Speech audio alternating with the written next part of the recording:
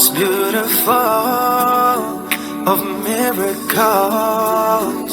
The more you read, the more you feel Allah's love with every beat.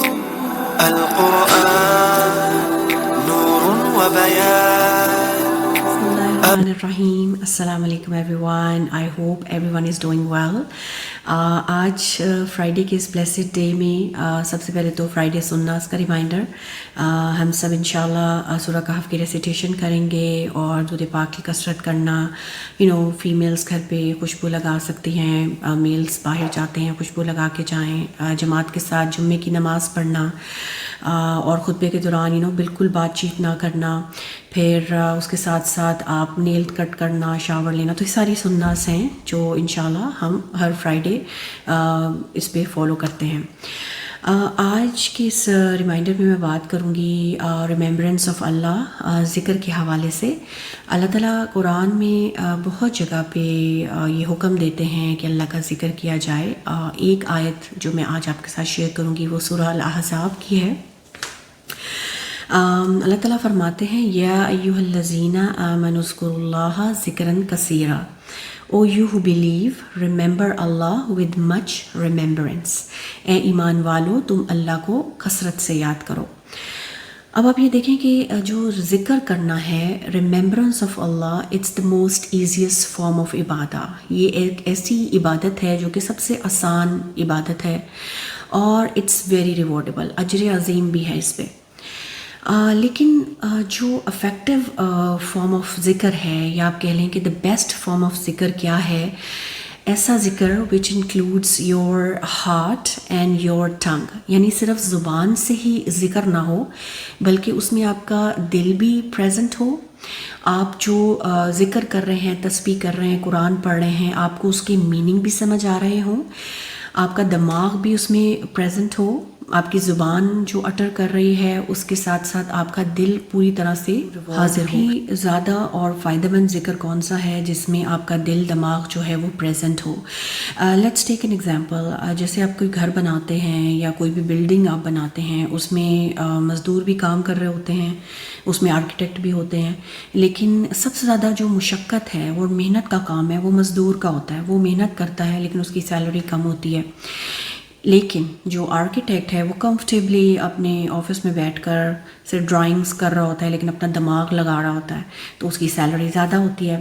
तो इसी तरह से अगर आप ज़िक्र कर रहे हैं, उसमें आपका दिमाग भी प्रेजेंट है, आप दिल भी प्रेजेंट है और आप खूब उसमें ज़िक्र कर रहे हैं, तो उसमें वैल्यू उसकी बढ़ जाती है क्योंकि आपका दिल दिमाग उसमें हाजिर है इन कंपैरिजन उस शख्स के जो कि ज़िक्र पे ज़िक्र करता जा रहा है लेकिन उसका ना तो उसमें दिल है, ना उसको कुछ समझ आ रही है, ना उसका दिमाग उसमें प्रेजेंट है, तो उसकी वैल्यू कम होगी.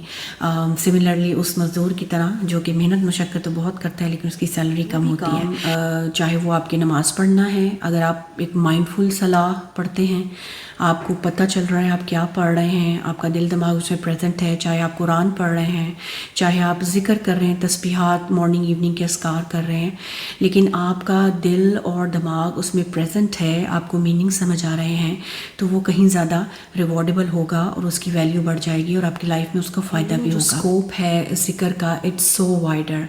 यानी ज़िक्र is not only felt by your heart and your tongue but also affect your good deeds. यानी आपके गुड डीड्स में भी ये ज़िक्र नज़र आता है.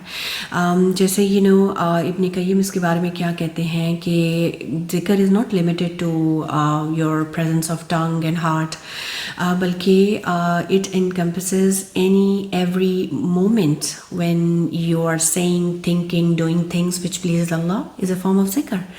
यानी कि if your conversation is filled with the words of Allah, it's a form of zikr.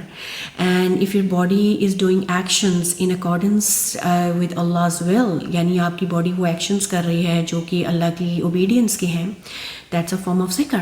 यानी तो आपकी सुभान अल्लाह, आपकी ज़ुबान, आपका दिल, आपकी बॉडी वो एक्शंस कर रही है जो अल्लाह की फरमाबरदारी में है, ये सब ज़िक्र में आते हैं. कुरान में हमें कमांड भी करते हैं ना कि अल्लाह ताला को खड़े बैठे लेटे یاد کرو, اللہ کا ذکر کرو, تو یہ تبھی پاسبل ہو سکتا ہے نا جب ہم ذکر کو اپنی سارے ایسپیکٹس آف لائف میں رکھیں.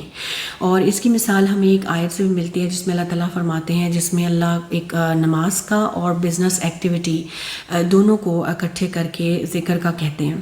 اور وہ کیا ہے؟ سورۃ جمعہ میں ہم کیا پڑھتے ہیں کہ او believers when the call to prayer is sounded on the day of congregation, hasten to Allah's remembrance and leave all worldly commerce. This is for your own good, if you but knew it. And when the prayer is finished, پھر کیا کریں؟ Then disperse through the land and seek of the bounty of Allah and remember Allah frequently that you may prosper. اس میں کیا پتہ چل رہا ہے کہ on Friday when we go to the mosque and we listen to the Friday خطبہ, ہم خطبہ سنتے ہیں, پھر جماعت کے ساتھ نماز پڑھتے ہیں. So this is all forms of ذکر which are very known. لیکن اس کے بعد جب اپنے worldly pursuits میں لگ جاتے ہیں, اپنے ڈیلی کاموں میں لگ جاتے ہیں, تو اس میں بھی کہا گیا ہے کہ اللہ کو زیادہ ذکر کرو, اللہ کا زیادہ ذکر کرو, اس کو زیادہ یاد کرو. کیا کنکلوڈ کرتے ہیں کہ چاہے آپ اپنی پرسنل ضروریات کو پورا کر رہے ہیں, آپ ارن کر رہے ہیں اپنی فیملی کے لیے, you are spending on your family, these are all forms of ذکر.